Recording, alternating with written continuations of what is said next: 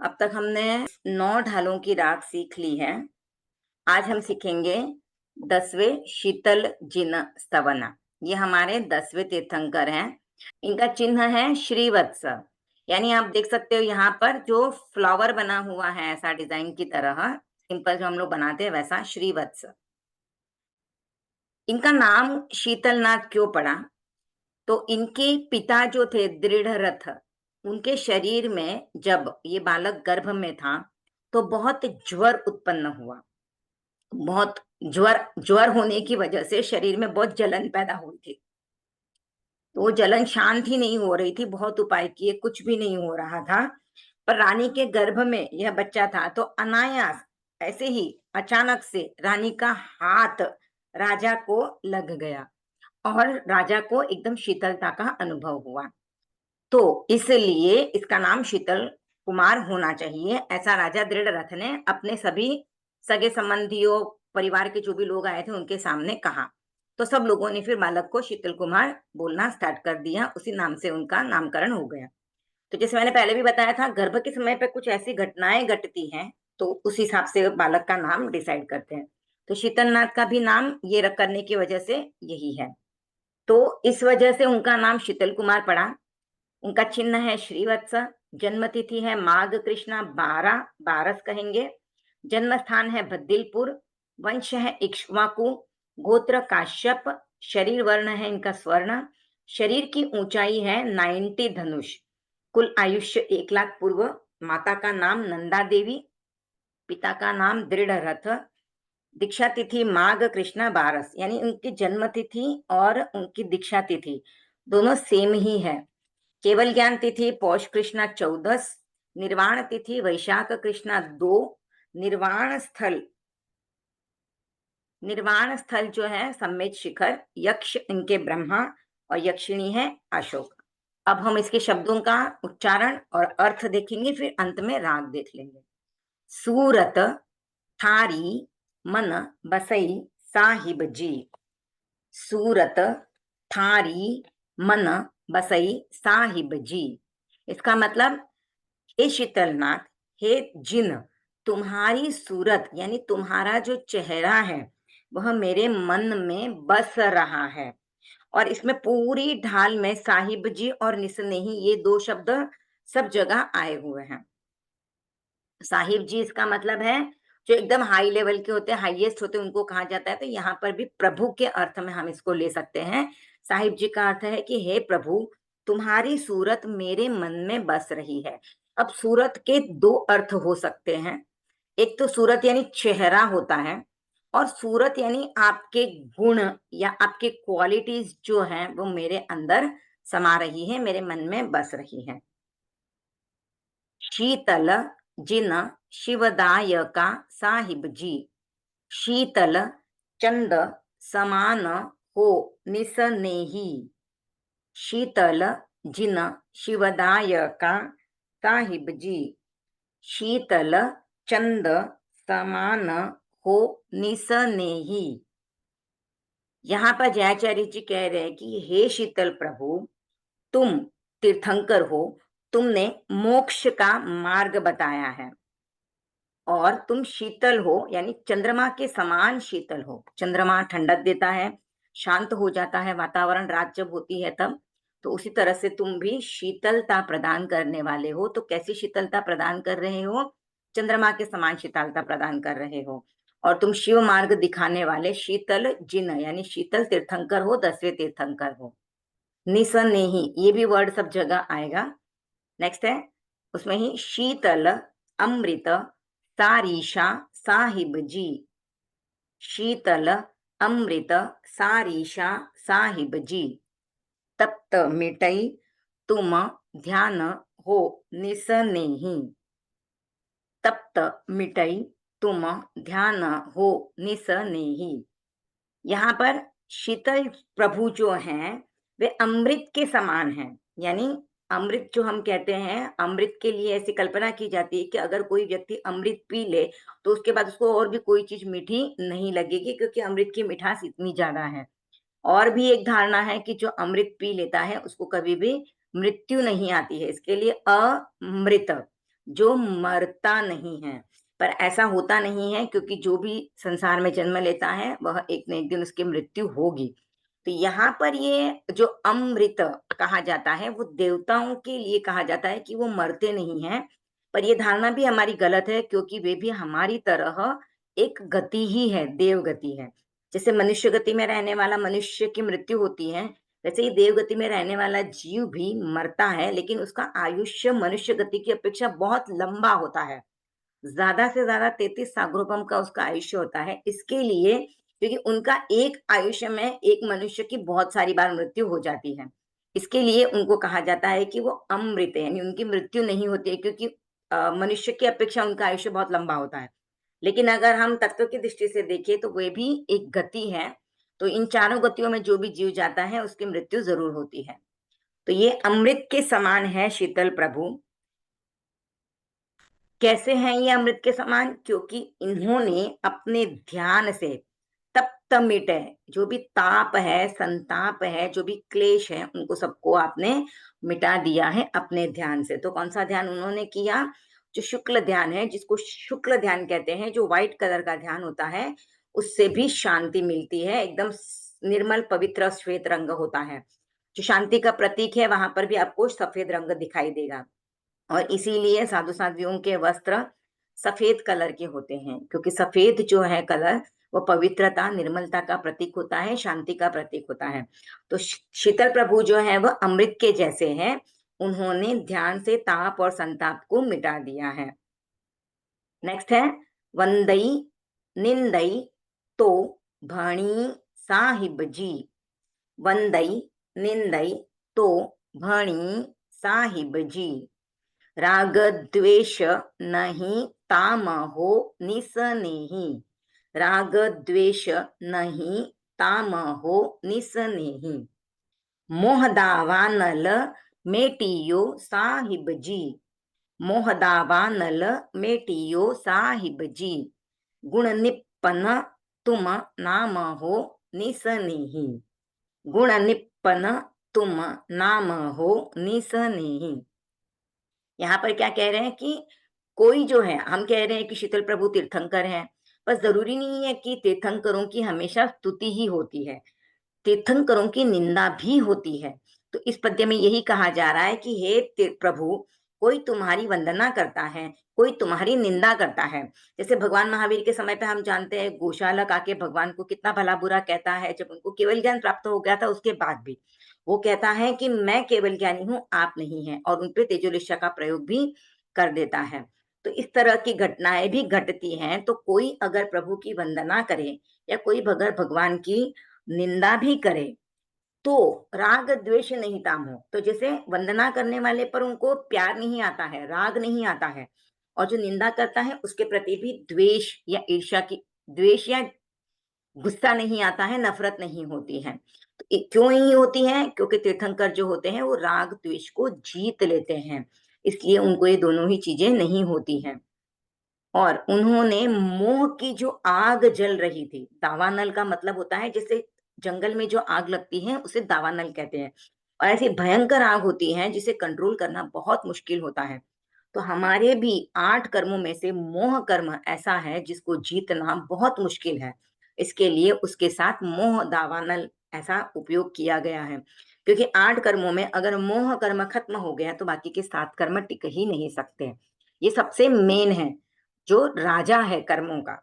तो इसीलिए मोह दावानल को आपने समाप्त कर दिया है, शांत कर दिया है। इसीलिए आपका नाम जो है वो आपके गुण के अनुसार है, गुण के अनुसार आपका नाम है, यानी गुण निष्पन्न। आपका गुण क्या है? शीतलता प्रदान करना। आपने मोह को भी शीतल कर दिया। आपने आपके पिताजी का जो ज्वर था उसको भी शीतलता प्रदान कर दी। आप लोगों को भी शीतलता देते हो, तो आप शीतल हो। तो आपका नाम जो है आपके गुण के अनुसार है, क्योंकि आपने मोह के दावानल को शांत कर दिया है। नृत्य करई तुझ आगले साहिब जी। नृत्य करई तुझ आगले साहिब जी। इंद्राणी सुर नार हो निसनेही। इंद्राणी सुर नार हो निसनेही। राग भाव नहीं उपजे साहिब जी। अब देखो यहाँ पर ये जो नहीं है, इसकी मात्रा छोटी है, ई की मात्रा, तो हमको इसको जल्दी बोलना है। राग भाव नहीं उपजई, यहाँ पर उ जो है वह दीर्घ है। उपजई साहिब जी, अंतर तप निवार हो निसनेही। राग भाव नहीं उपजई साहिब जी, अंतर तप निवार हो निसनेही। इस पद्य में क्या कहा जा रहा है कि आपके सामने, आपके सामने इंद्राणी यानी इंद्र की जो पत्नियां होती हैं उन्हें इंद्राणी कहा जाता है, और अप्सराएं होती हैं। तो जो देवताओं में जो स्त्रियां होती हैं उनको अप्सराएं कहा जाता है। ऐसे तो और बाकी इंद्र की इंद्राणी होती है। तो ऐसे इंद्राणी और अप्सराएं आपके सामने नृत्य करती हैं, फिर भी आपके मन में उनके प्रति कोई भी राग की भावना नहीं आती है, क्योंकि आपने अपने अंतर का जो तप्त यानी ताप है, जिससे राग उपजता है या द्वेष उपजता है, तो उस सबको आपने निवार यानी शांत कर दिया है, उसका निवारण कर दिया है। अब आपके अंदर ऐसी कोई भावनाएं नहीं आती हैं जो आपको एक्साइट कर दे, या आपको किसी के प्रति आकर्षित कर दे, या किसी से दूर जाने के आपको मन में आए, ऐसा कुछ भी नहीं आता है, क्योंकि आपने आपके अंतर का जो भी ताप है उसका निवारण कर दिया है, उपाय कर दिया है, उसको दूर कर दिया है, उसको शांत कर दिया है। क्रोध मान माया लोभ ए साहिब जी, क्रोध मान माया लोभ ए साहिब जी, अग्नि सु अधिकी आग हो निसनेही। अग्नि सु अधिकी आग हो निसनेही। शुक्ल शुक्ल ध्यान रूप जल करी साहिब जी, शुक्ल ध्यान रूप जल करी साहिब जी, थया शीतली भूत महाभाग हो निसनेही। शुक्ल ध्यान रूप जल करी साहिब जी, थया शीतली भूत महाभाग हो निसनेही। यहाँ पर इस पद्य में कहा गया है कि हमारे जो जो भी संसारी जीव हैं, उनके जीवन में क्रोध मान और माया लोभ, क्रोध मान माया लोभ, ये चार कषाय हैं, और इनकी आग, इसकी जो क्या कहे उसको, इसकी जो क्या कहेंगे, अग्नि, अग्नि से कैसे हमें गर्मी मिलती है, तो वैसे ही क्रोध मान माया लोभ, ये जो चार कषाय हैं, इनसे भी हमारे जीवन में आग की तरह काम होता है। तो ये जो आग है यानी ये जो कषाय है, ये जो मूल राग द्वेष के चार और पार्ट हो जाते हैं। राग का पार्ट है माया और लाभ, और द्वेष के ही दो और पार्ट होते हैं, क्रोध और मान। तो इनसे हमारे जीवन में अग्नि जली हुई है, और इसीलिए हम कषायों से भरे हुए रहते हैं, और ये कषाय ही हमें जन्म मरण के चक्कर में घुमाते रहते हैं। अगर ये चार कषाय खत्म हो जाए तो हमारे जन्म मरण का चक्र भी खत्म हो जाएगा। तो इस अग्नि रूपी कषायों को आपने शुक्ल ध्यान रूपी जल उस पे डाला। शुक्ल यानी व्हाइट कलर, तो व्हाइट कलर का जो ध्यान है या शुक्ल ध्यान, जो शांत रस है, शांत ध्यान है, वैसा जल आपने उन कषायों पर डाला, क्रोध मान माया लोभ पर, और इसीलिए आप शीतलनाथ कहलाए। इसी वजह से तो ये हमारे बड़े भाग्य हैं कि आपने ऐसा कर दिखाया, और आप आपके कार्य की वजह से आपने इस तरह से उसको शीतल किया, इसके लिए आप शीतल हो गए। इंद्रिय नो इंद्रिय आकरा साहिब जी, इंद्रिय नो इंद्रिय आकरा साहिब जी, दुर्जय नय दुर्दांत हो निसनेही। दुर्जय नय दुर्दांत हो निसनेही। तैं जीत्या मन थिर करी साहिब जी, तैं जीत्या मन थिर करी साहिब जी, धर उपशम चित शांत हो निसनेही। धर उपशम चित शांत हो निसनेही। यहाँ पर इस पद्य में कहा गया है कि एक हमारे जो इंद्रिया और मन दोनों होते हैं। तो इंद्रिय और नो इंद्रिय, तो इंद्रिय के जैसा जो होता है उसे कहते हैं नो इंद्रिय यानी मन। तो इंद्रिय और मन ये बहुत करड़े है, आकरा यानी हम लोग बोलते हैं ना उनका तो आकरा स्वभाव है, कड़े स्वभाव के हैं, कड़क स्वभाव के हैं। तो ऐसे ही ये इंद्रिय और मन जो है बहुत आकरे हैं, बहुत कड़े हैं। किस मामले में? क्योंकि ये दुर्जय और दुर्दांत है। दुर्जय यानी इनको जीतना बहुत मुश्किल है, और दुर्दांत यानी इनका अंत करना भी बहुत मुश्किल है। अंत करने का मतलब इनके विषयों को समाप्त करना। जैसे पांचों इंद्रियों के जो विषय हैं उन विषयों को समाप्त करना, कि जिससे कि हम कोई वस्तु को देखें तो हमारे मन में न तो राग आए और न द्वेष आए। तो ऐसा करना यानी उन इंद्रियों के विषयों का अंत कर देना है। मन जो चंचल है उसको स्थिर कर देना, उसको एक इस पे आलंबन पे टिका देना, और फिर उसका निरोध कर देना यानी उसको खत्म कर देना, कि वो मन होते हुए भी वह चंचल नहीं रहे, किसी चीज में आसक्त नहीं बने। तो ऐसा करना भी बहुत मुश्किल है। लेकिन आपने इन इंद्रियों के विषयों को जीत लिया और मन को भी जीत लिया। आपने मन को स्थिर कर दिया और उसको जीत लिया। मन को स्थिर करने का मतलब होता है उसको जीत लेना। जब हम भी कभी माला फेरते हैं, सामायिक करते हैं, तो उसी एक ही जगह पर अगर हमारा मन टिक जाए थोड़ी सी देर के लिए भी, तो कितनी शांति मिलती है, कितना एकदम अलग सा अनुभव होता है। तो भगवान ने तो उस मन को जीत कर, उसको स्थिर करके उसको जीत लिया है। और आपने फिर अपने आपने मन को स्थिर करके जीत लिया, और उपशम भाव को आपने धारण करके अपने चित्त को भी शांत कर लिया है। उपशम यानी खत्म कर देना, धीरे धीरे धीरे धीरे खत्म कर देना होता है। तो ये उपशम, एक उपशम का अर्थ जो हम लोग लेते हैं कि दबा देना, जैसे हम गुणस्थान में देखते हैं उपशांत मोह।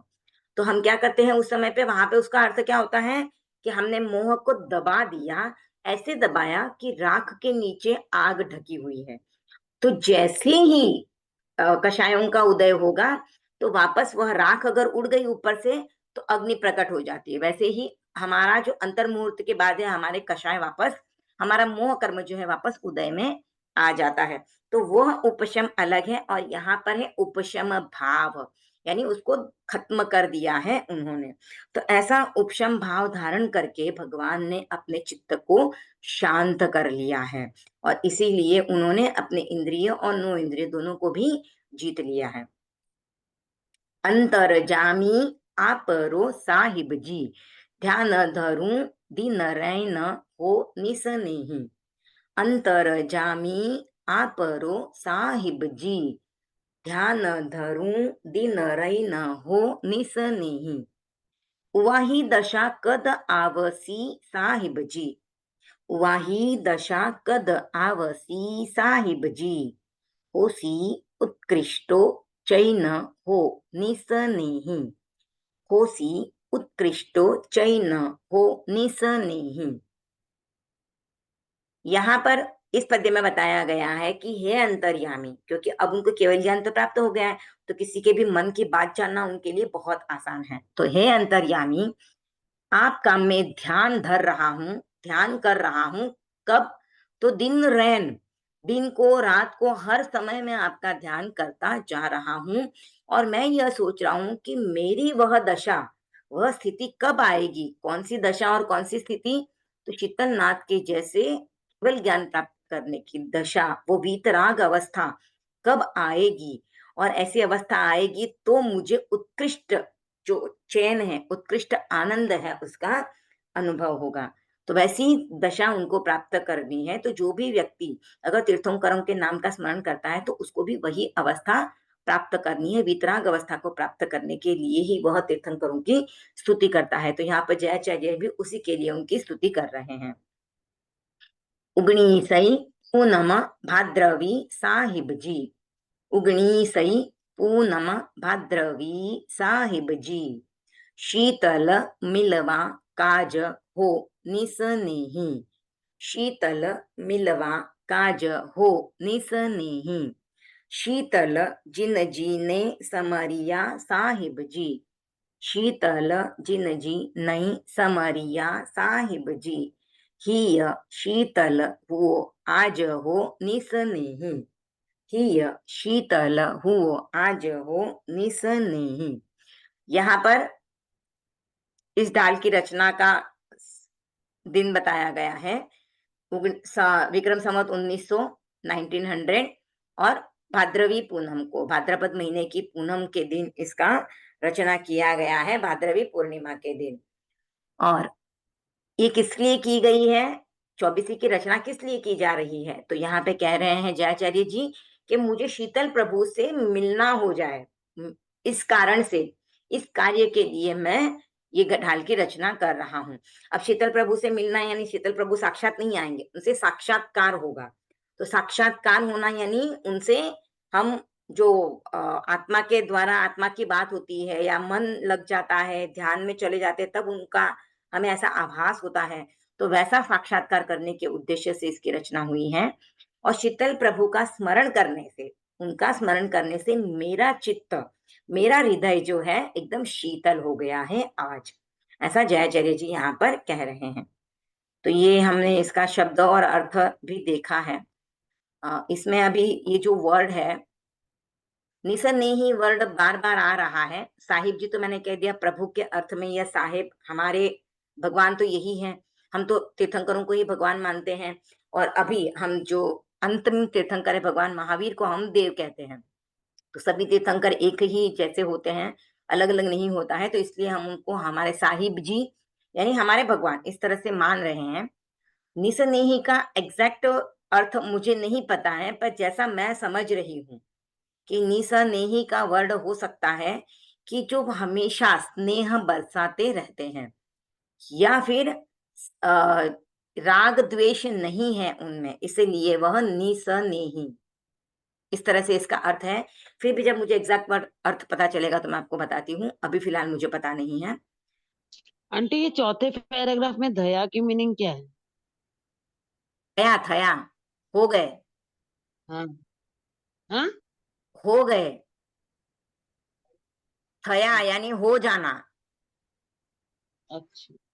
हम्म, और इसकी धर उपशम, उपशम की तो आपने बता दी, धर की मीनिंग फिफ्थ धारण पैराग्राफ। करना, प्राप्त करना, धारण करना, धर यानी पकड़ना जैसे हम बोलते हैं ना, तो उन्होंने भी उपशम भाव को हाँ। पकड़ लिया है, उपशम भाव को धारण कर लिया है। अच्छा।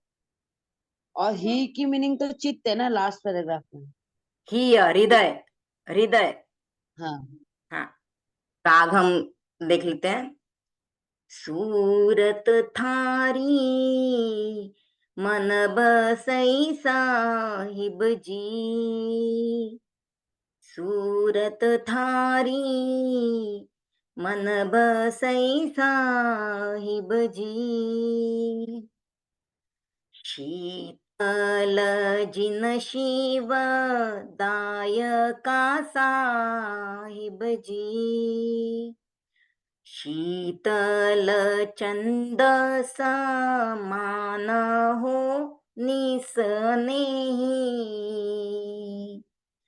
शीतल अमृत सारिषा साहिब जी, तप्त मिटई तुम ध्यान हो निसनेही, सूरत थारी मन बसई साहिब जी।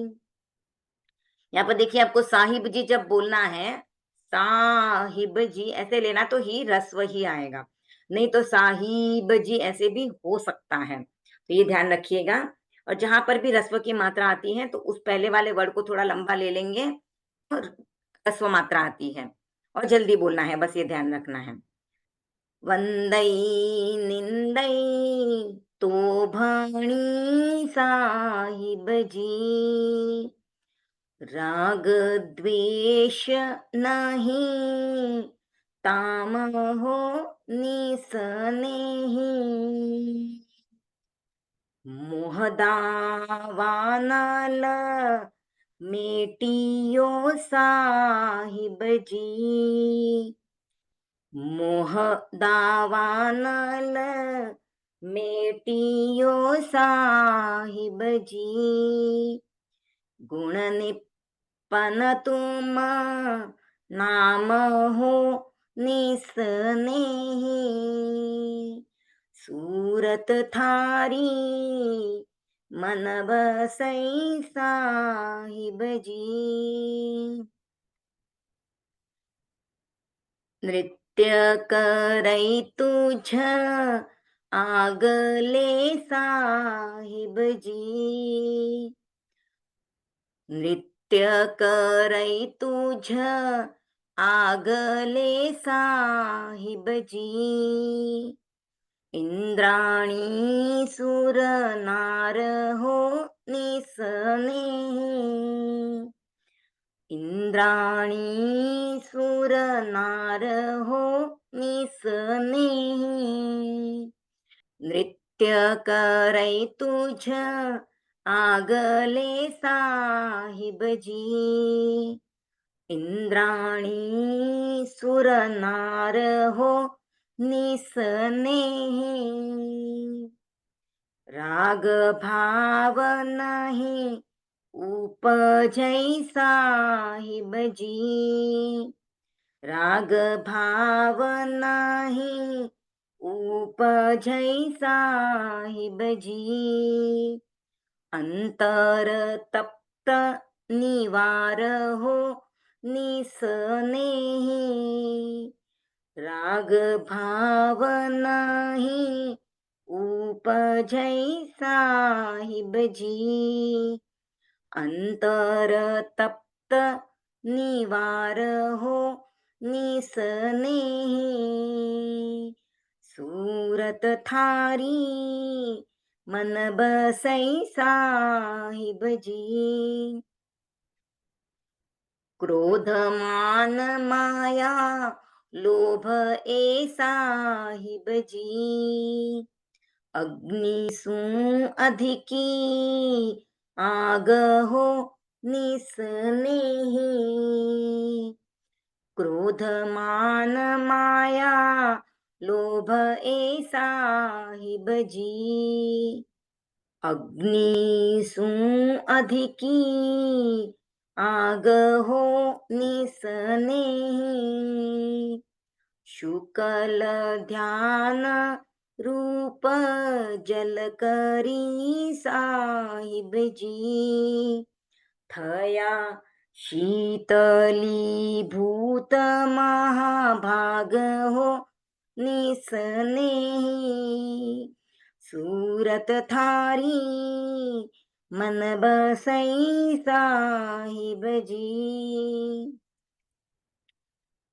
इंद्रिय नो इंद्रिय आकरा साहिब जी, दुर्जय नहीं दुर्दांत हो निसनेही, इंद्रिय नो इंद्रिय आकरा साहिब जी, दुर्जय नहीं दुर्दांत हो निसनेही, तैजी त्या मन थिर करी साहिब जी, तैजी त्या मन थिर करी साहिब जी, धर उपशम चित शांत हो निसनेही, सूरत थारी सूरत थारी मन बसई साहिब जी, अंतर जामी आपरो साहिब जी, ध्यान धरून दीन रैन हो निसनेही, वाही दशा कद आवसी साहिब जी, होसी उत्कृष्टो चैन हो निसनेही, सूरत थारी मन बसई साहिब जी। उगणी सई पूनम भाद्रवी साहिब जी। उगणी सई पूनम भाद्रवी साहिब जी। शीतल मिलवा काज हो निसनेही। शीतल जिनजी नहीं समरिया साहिब जी। हिय शीतल हुवो आज हो निसनेही। सूरत थारी मन बसई साहिब जी। सूरत थारी मन बसई साहिब जी। ओम आराम।